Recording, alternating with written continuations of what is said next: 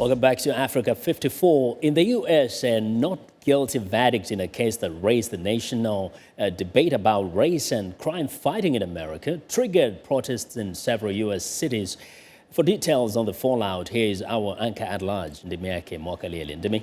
Well, thank you, Vincent. Almost immediately after the verdict came down acquitting George Zimmerman of murder in the shooting death of 17-year-old Treyvon Martin, people used social media and public rallies to express their opinion of the outcome, and the U.S. Justice Department says it is evaluating evidence in the case to determine whether to pursue prosecution of Zimmerman under federal statutes. The department would have to establish Zimmerman was motivated by racial animosity. VOA's Kane Farabough has more from Chicago, Illinois. From Oakland, California, this is so crazy, to Sanford, Florida, the public reaction to George Zimmerman's acquittal of second-degree murder charges in the death of Treyvon Martin was mostly outrage. No peace! No justice! No peace! For a second day, hundreds of protesters took to the streets of Chicago, Illinois. No justice! No peace! To voice opposition to what activist Dickie Gaines says was a predetermined outcome in a case that has captivated the nation's attention.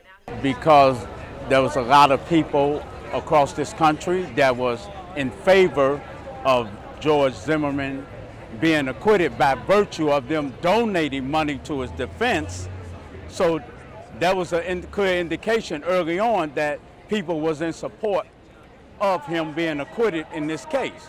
Casey David Cole Sr. was one such supporter who spoke to news crews outside the Sanford, Florida courthouse where the trial concluded. I'm here to express my opinion. I believe that George Zimmerman is an innocent man. My jaw dropped on the ground. I think I heard her yell something like, "What?" You know, we were both shocked. The outcome blindsided Chicago protesters Brian Burrows and Bettina Kozlowski, who hastily made signs and shirts to express their anger with the verdict. There were a couple of individuals who reacted to our signs and said, basically, Zimmerman, it was self-defense. For Brian Burrows, the case against George Zimmerman was and still is clear in his mind. Trayvon Martin was guilty of absolutely nothing but being black in a mostly white neighborhood. Chicago activist Dickie Gaines says the outcome hasn't changed his belief that George Zimmerman racially profiled Trayvon Martin. He focused on Trayvon because of Trayvon's skin color. A message Gaines says he will continue to send during more protests and rallies in the days to come. We let Florida know that we disapprove of this verdict. Kane Farabough, VOA News, Chicago, Illinois. Well, joining us now to discuss this issue further is Marc Mauer, Executive Director of the Sentencing Project, which advocates for a fair and effective U.S. criminal justice system by promoting reforms in sentencing policy, addressing unjust racial disparities and practices, and alternatives to incarceration. So thank you so much for joining us today, Mr. Mauer. And I think so appropriate that you are here to talk to us about this fallout now following the acquittal of George Zimmerman. What is your take on the verdict and then the reaction following? Well, the verdict, many people are very disturbed by it. Part of this has to do with what was able to be discussed in the courtroom. Part of it has to do with the laws in the state of Florida and what kind of self-defense, person can stand your ground, which has been very controversial. So, what appears to many to be would have looked like an unjustified killing is not necessarily the same as what's required proof in the court of law, essentially. Well, as we just read earlier, the U.S. Justice Department wants to evaluate the evidence to see whether Zimmerman acted from a racial discrimination and there have been cases in the view. past where a person may have been acquitted in state court, but under federal civil rights law can be prosecuted if they can determine there was a violation of civil rights that took place. Well, from the sentencing project standpoint, was this a racially motivated killing? Is this a case of racial disparity? Well, it's hard to know what was in the mind of George Zimmerman on the night this happened. I think for many people, though, the reason there's so much outrage is that this case is just emblematic of what many people perceive for many years, and that is that the racial disparities we see in the criminal justice system go back decades, whether it's racial profiling by law enforcement agencies, whether it's the war on drugs and its disparate racial impact. So I think part of this was It seems every 10 years or so we have a high-profile case that gets an enormous amount of attention, but it's really tells us a lot about the anger and the concerns people have about what goes on every day, even though we don't always know the names of the people involved. Well, let's talk about this particular case in particular. It was televised, basically live, by various stations.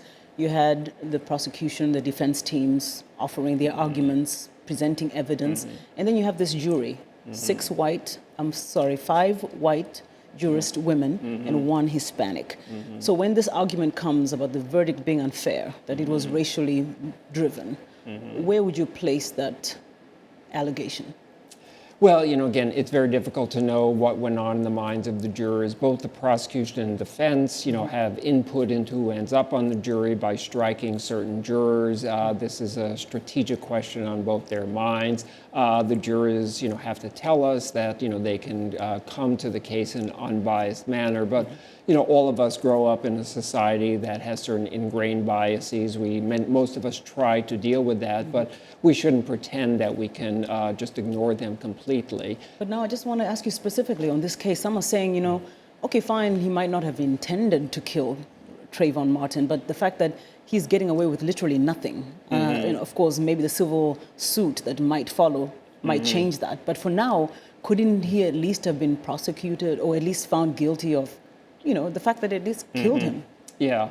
Well, many people feel that way. Unfortunately, it seems, in the court of law, the burden of proof is essentially to show beyond a reasonable doubt that he was guilty of killing him or guilty of manslaughter in this case. So we're dealing with legal definitions that don't always correlate precisely with what many of us may feel instinctively might have taken place there, and the standard of proof is fairly high. The burden is on the state to make that argument in a very convincing way, which may or may not correlate with what actually happened or what went on in their minds, but that's what we need to do in our court of law. The dilemma of the justice system. It is, certainly, very much. Well, thank you so much. Thank you for having me. Mr. Marc Mauer is the executive director of the Sentencing Project based here in Washington, and he joined us here, of course, on Africa 54. Now, before he even began to film the dramatic Fruitvale station, Ryan Coogler was personally invested in the story. The San Francisco-born African-American director witnessed days of turmoil after the murder of Oscar Grant III, another African-American, by transit police in nearby Oakland. Here's Penelope Poulou. Let him go! This is not a scene from a movie.